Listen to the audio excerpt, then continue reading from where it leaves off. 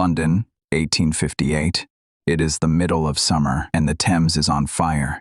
Not literally, but close enough. The river is so thick with human waste that the smell reaches Parliament. Members of Parliament wrap their curtains in chloride of lime. They debate moving the entire government to Oxford. The newspapers call it the Great Stink, and for 6 weeks, the most powerful city in the world is brought to its knees. 2.5 million people. No working sewers. The waste of every household went into cesspits, into back lanes, into the river. And that river was also the drinking water. This is the history of sewers. The first proper sewer system is almost 5,000 years old. The Indus Valley civilization, in what is now Pakistan, built covered drainage channels under their streets around 2500 BC. Every house had a toilet connected to a main drain, brick, lined, covered, sloped so waste flowed away. 4,000 years before London had anything similar, ancient Crete had running water in the palace at Knossos. Around 1700 BC, terracotta pipes, fitted together, buried beneath palace floors, but nobody did it bigger, or better, or more permanently than Rome. The Cloaca Maxima, Rome's great sewer, was built around 600 BC, and its original purpose wasn't what you'd think. It wasn't built to handle human waste at all.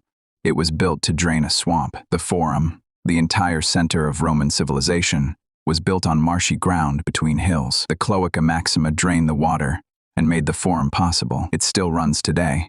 You can take a boat through part of it. But for centuries, the Romans didn't even use sewers for toilets. They used public communal latrines, stone seats over channels of running water, 20-30 seats in a row.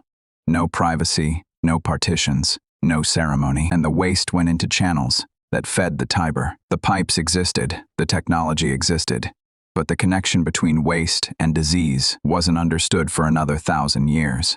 The knowledge existed, the understanding didn't. At its peak, Rome had 11 public baths and hundreds of public toilets. 11 aqueducts carrying over 1 billion liters of water a day. It was the most advanced sanitation system the ancient world would ever produce. And then Rome fell. The Western Roman Empire collapsed in 476 AD. Within a generation, the aqueducts had crumbled. The Cloaca Maxima was clogged and forgotten. The population of Rome dropped from 1 million to perhaps 30,000, a 97% collapse, and it stayed that way for centuries. Europe forgot how to build sewers for nearly 1,000 years. Medieval cities built on Roman ruins had no idea what the tunnels beneath them were for. London, Paris, Cologne, all of them grew without organized waste removal. Waste went out the window.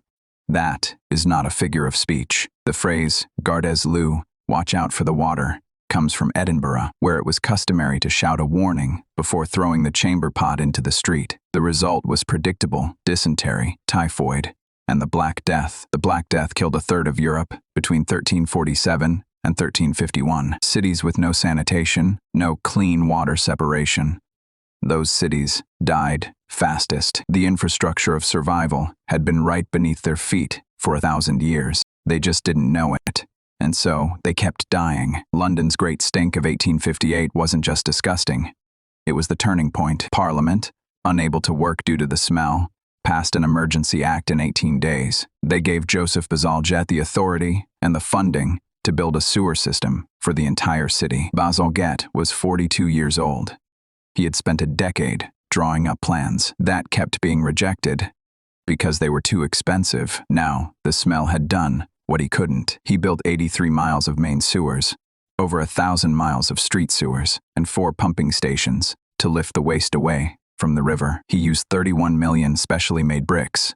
It took 17 years to complete. Workers excavated the streets of London for a decade and a half, brick by brick. They built tunnels under the city that would last forever. Inside the pumping stations, steam engines the size of houses pushed the waste downstream. The completed embankment added 22 acres to London's riverside.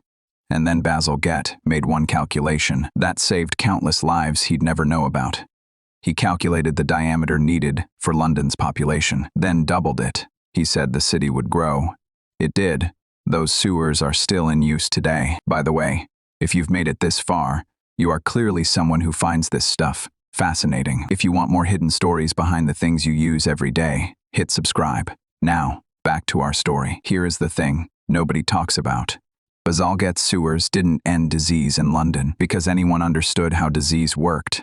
They ended disease because the sewers worked. The germ theory, the idea that bacteria cause illness, wasn't accepted until the 1870s. Even as Bazalgette was building his sewers, the dominant theory was miasma.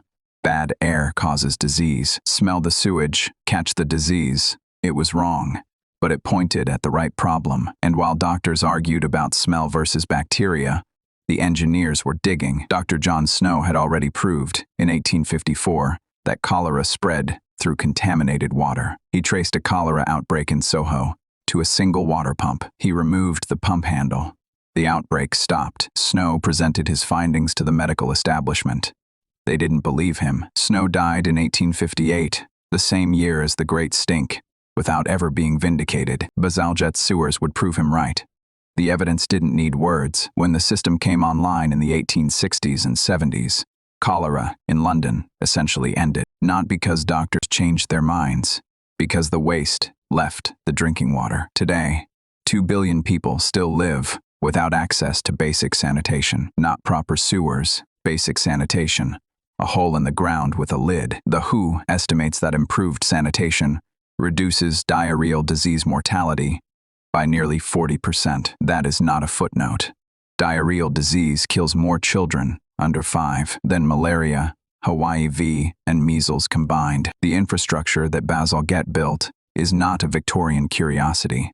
It is still the floor of survival. In 2020, when COVID-19 hit, public health officials turned to the sewers for answers. Wastewater surveillance, testing sewage for viral RNA, could detect outbreaks before hospitals reported them. The tools built to move waste away from people were now used to watch the disease coming. We use the sewers to watch the sewers. The Cloaca Maxima still runs beneath Rome today. It has been flowing for 2,600 years. Bazalgette's pumping stations are Grade 1 listed buildings.